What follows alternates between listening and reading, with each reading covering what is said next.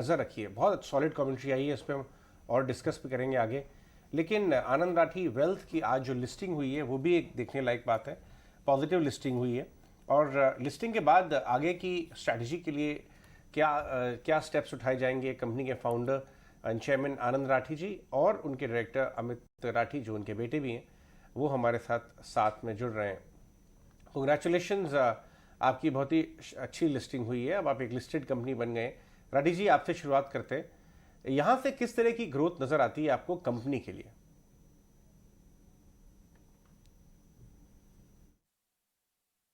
बहुत धन्यवाद आपको। बड़ी खुशी की बात है कि लिस्टिंग अच्छी हो गई हमारे, और इतने लोगों ने हमारे ऊपर ट्रस्ट और कॉन्फिडेंस जाहिर किया है।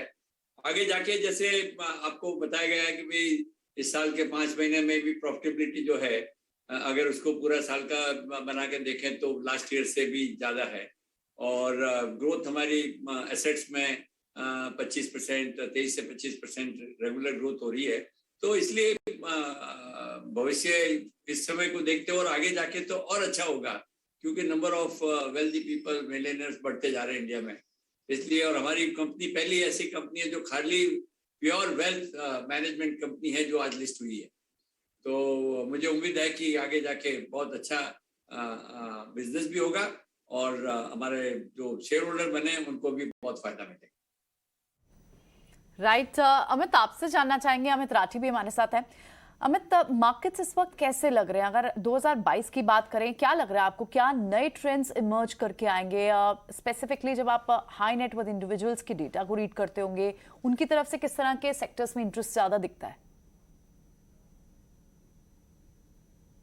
पिछले 5 साल 10 सालों में काफी चेंज हो गए हैं कि पहले जो एक ओरिएंटेशन था टुवर्ड्स रियल एस्टेट, गोल्ड, वो काफी शिफ्ट होके नाउ फाइनेंशियल एसेट्स में आ गया है। म्यूचुअल फंड्स, इक्विटीज में काफी शेयर बढ़ गया है। और 2022 में मुझे नहीं लगता है कि कोई चीज उसमें काफी बदलाव आएगा, क्योंकि मार्केट्स सपोर्टिव रहे।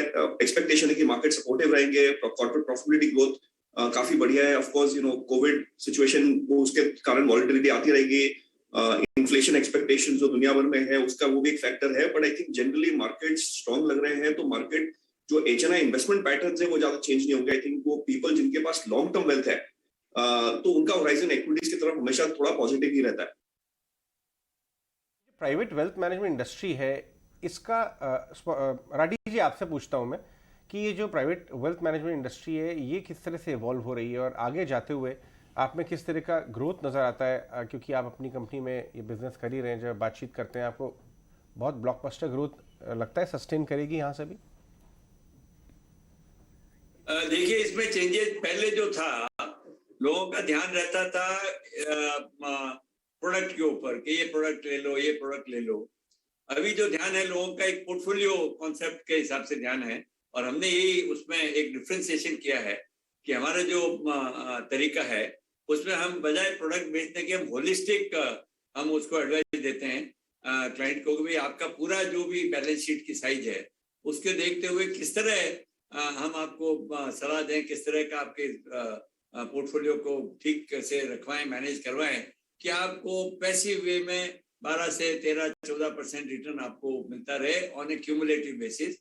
देखिए, वेल्थ मैनेजमेंट में ये अब जानना लोगों के लिए जरूरी है कि ये लॉन्ग टर्म इन्वेस्टमेंट से ही आदमी पैसा कमा सकता है। अगर ट्रेडिंग का ध्यान रहेगा तो मुश्किल है उसमें कमाना। तो इससे वेल्थ मैनेजमेंट की the way things is changing and changing fast now. And अगले 5-10 सालों में बहुत बदलाव इसमें आने की लगता है। अमित जी, एक क्वेश्चन ये भी है, क्योंकि एचएनआई में आपकी बड़ी कंपनी है जो कि डील करती है, तो एचएनआई का इस समय इंटरेस्ट कहाँ है? ये मैं पर्टिकुलरली इन्वेस्टमेंट की क्लास में पूछ रहा हूँ कि किस क्लास ऑफ इन्वेस्टमेंट में एचएनआई का इंटरेस्ट है। और being as an leading company in brokerages, तो आप क्या उनको ऑफरिंग कर रहे हैं? आपकी टेक्नोलॉजी अपग्रेडेशन कितना है सर? इसमें क्या है कि मार्केट में हर 1-2 साल में नया फ्लेवर तो आता है। जैसे पिछले 2 साल पहले US equity stocks, tech stocks पे काफी फ्लेवर था। क्रिप्टो में काफी लोगों का इंटरेस्ट है। अभी unlisted IPOs, tech IPOs India में जो हो रहे हैं उनमें इंटरेस्ट है। पर हमारा जो अप्रोच है उसमें प्रोडक्ट ओरिएंटेड अप्रोच नहीं है। हमारा अप्रोच ये है कि क्लाइंट का अगर गोल है, एक रिटर्न गोल है उनका, लेट्स से 12% का गोल है, 13% का गोल है, उसके लिए क्या सिंपलेस्ट सोल्यूशन है जिसके द्वारा वो वहां अपने गोल पे पहुंच सकते हैं। तो अभी तक हमने देखा है कि हमारे सिंपल म्यूचुअल फंड्स और एमएलटीज बेसिकली लिक्विड प्रोडक्ट्स को रखते हुए ही क्लाइंट्स के मोस्टली गोल्स मीट हो रहे हैं, तो हमें वो प्रेशर नहीं आ रहा कि हमें दूसरे प्रोडक्ट्स करने पड़े। हमारा focus standard sort of liquid products पे ही है। जहां तक टेक्नोलॉजी का सवाल है, हमने बिजनेस में काफी इन्वेस्टमेंट्स किए। हमारी 2 फिनटेक सब्सिडरीज है जो मैस एफ्लुएंट, जो एचएनआई के नीचे जो क्लाइंट सेगमेंट होता है, और एक रिटेल सेगमेंट के लिए हमने आईएफएस के लिए टेक प्लेटफॉर्म बनाया ओफा करके। तो ये दोनों कंपनीज काफी बढ़ गई हैं। जो ओफा है आज आईएफएस के लिए इंडिया में नंबर 1 टेक प्लेटफॉर्म है।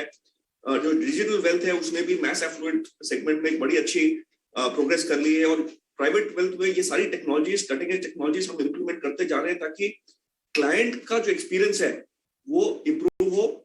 सेकंड, जो आरएम की कैपेसिटी है, वो क्षमता है टू सर्विस द क्लाइंट, वो भी कैसे इंप्रूव कर सकते हैं, तो उसमें कंटिन्यूस काफी अग्रेसिवली हम लोग इन्वेस्ट किए जा रहे हैं।